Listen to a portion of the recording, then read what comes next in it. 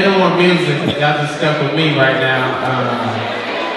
Some of y'all giving me the where's the remote base right now. Y'all looking at me like this is on demand and you can just fast forward this portion of the show. I'm sorry, you can't. Y'all just got to sit with me. Y'all can trust me. I'm a professional comedian. Y'all can catch me on Last Comic Standing. When you get to the house, you can go to NBC.com/Last Comic Standing. Season 7, Episode 2. Fast forward to 13 minutes and 10 seconds and then hit pause, and that's me now. The minute you hit play, I'm gone, but you just keep it on pause. It could be a 20-minute special, you know. My mom was screaming and hollering the entire time I was on TV. She was like, woo! That was you, baby, right? Like, yes, Mom, you should know my hat. Corey Hayes, I call her Mom. I don't get to call her Corey, but My name is Corinthia Hayes, and I'm Rob Hayes' mother.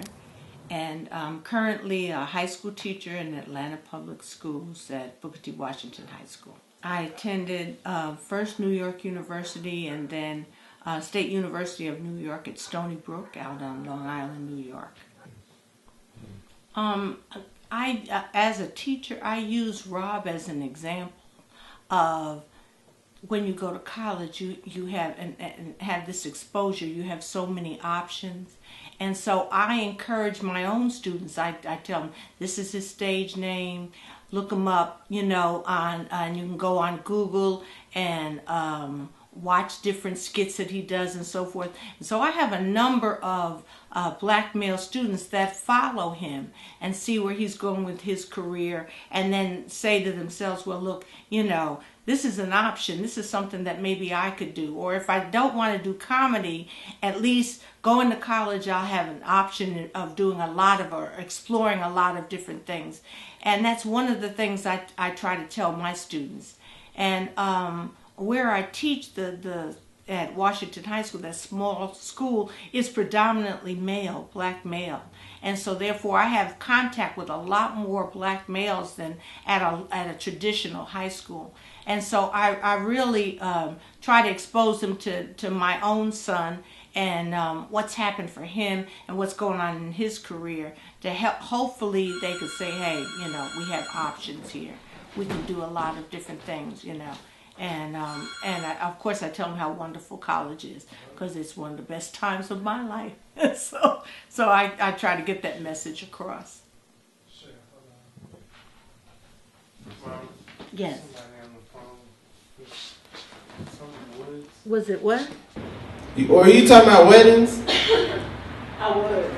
Yeah, weddings are weird. Like, weddings are the only time that churches invite only. Like, somebody gets to walk up to the church and be like, hey, I just seen the pictures of Jesus. I want to change my life. And they be like, we're not doing something right now. Come back a little later. Hey, man, just come back on a Sunday. It's not the time. I always want to go to a wedding with somebody you know how they say, like, if you don't think these two people should be bound together, speak now or forever hold your peace. I always wanted to go to a wedding when somebody actually said something at that point. Like if you don't think these two people should be together, because you gotta plan that out, like, a little bit. Like, your speech can't be too good, because if your speech is too good, it's like, why don't you just text that yesterday? You obviously been putting these thoughts together when you got the invitation. Like, you got to get there a little early, though, if you do that, because you got to sit on the end, because if it don't work out, you got to leave. You know, hey, baby, I don't think y'all should be married. What do you think all them likes on Facebook are for? I love you, girl. No, excuse me. We used to have the poetry nights, Cafe Soul, and I used to go up there and make up little funny poems and stuff, and that's how I got started. And people were already calling me a comedian before I even started really doing comedy. So when I started doing stand-up, it just made sense. And then when you were in that pageant, when was that you were in that pageant? That was junior year. I was in a pageant. And he came home and he said, Mom, I have to do a talent part. I don't have any talent. And I said to him, I said to him, well, you do impressions, you know, so maybe you ought to get a little skit together and do some of your impressions and that type of thing. And then what happened? It was like your first comedy routine, it was like you know? 3 minutes. Yes. I remember the first practice I came in there and they were like, that was rough. Like, what was that? And then I came in and worked on it and they were like, oh, man, that was funny. And then when I performed, it was really good. It was really good.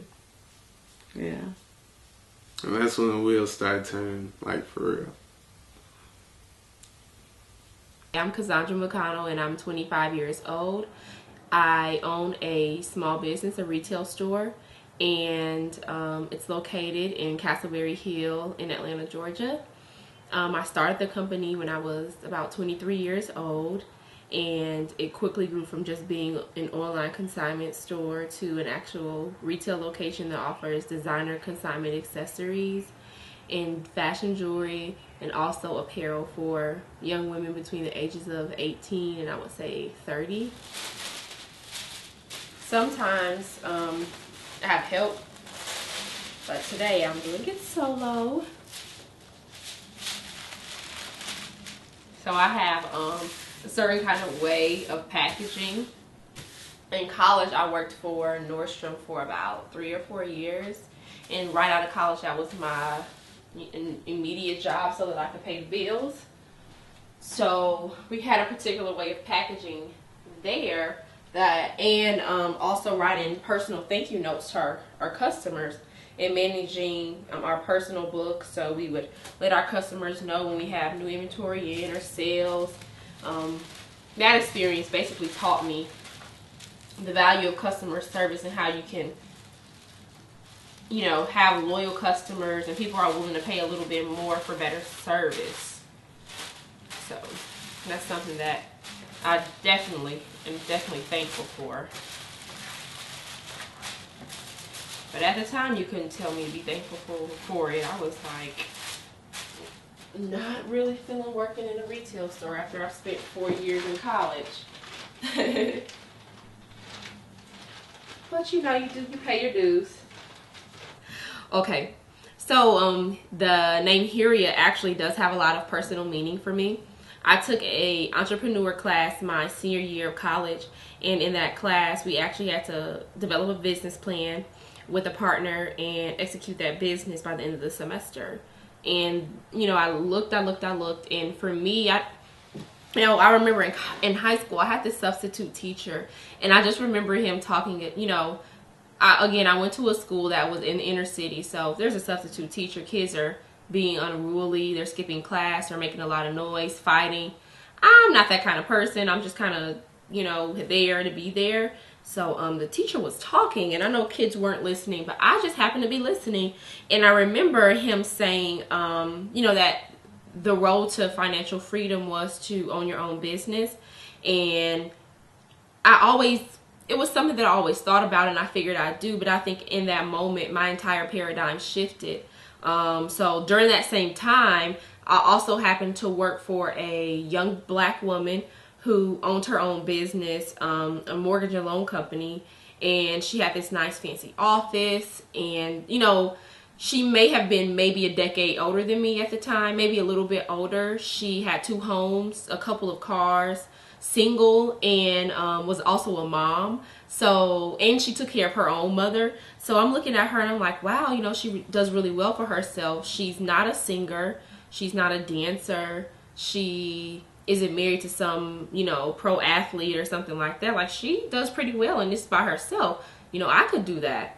And it stuck with me. So back to that entrepreneur class, the idea of freedom and my entire personality, a lot of the decisions that I make, I can be a tad bit a commitment phobe, which is probably why I don't like the idea of working in corporate America for forever.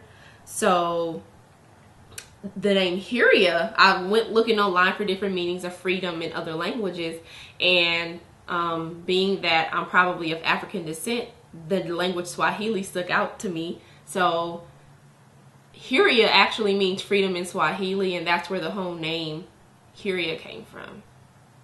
Yeah. Community service, if he wants to start it, now. Let's make sure he needs to have it logged, all the hours logged in detail.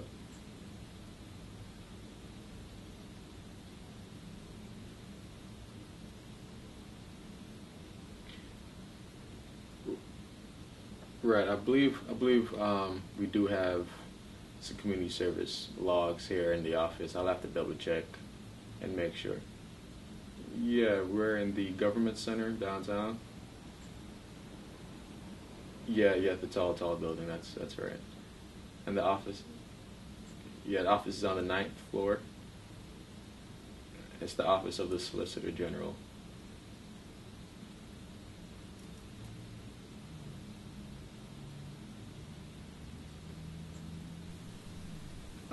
You can just let me know what day you plan on coming in. I'll just make sure I'll have those up front if we do have them. On this Friday? Okay, that should be no problem. And if they're not up front, you can just ask to speak with me, and I'll come up front, okay? My name is Chris Williams. I'm an Assistant Solicitor General with Muskogee County in Columbus, Georgia. Attended undergrad at the University of Miami in Florida, Coral Gables, and attended law school at the University of Georgia in Athens. Chris Williams. Back, Ms. Smith. So I'll get that process started, and we'll definitely be in touch. Okay? All right, thank you very much. All right, bye-bye. I mean,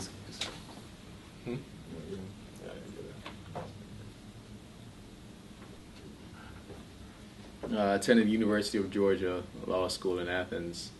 Graduated 2011 with my Juris Doctorate.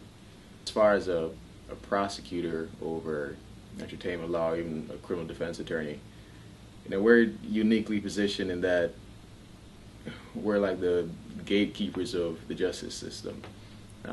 So we're in a great position to, get some justice for the victims of crimes, but also to help. We also can help protect those that are accused as well, make sure their constitutional rights are protected. Since we do control somewhat, we're the gatekeepers of the justice system. So if there's a bad case against, against the accused, we have the power to end the prosecution and to help folks out in that way. I know a lot of people think prosecutors are the bad guys, especially in the black community, but when you view it from that perspective, I'm uniquely positioned to help folks as well. Because I view it, folks are just more than just the acts that they do. There's their background that plays into it, their upbringing. So I take all that into account. So I'm not out to hurt anybody. I'm just make sure everyone's held accountable. And if I can, I will try and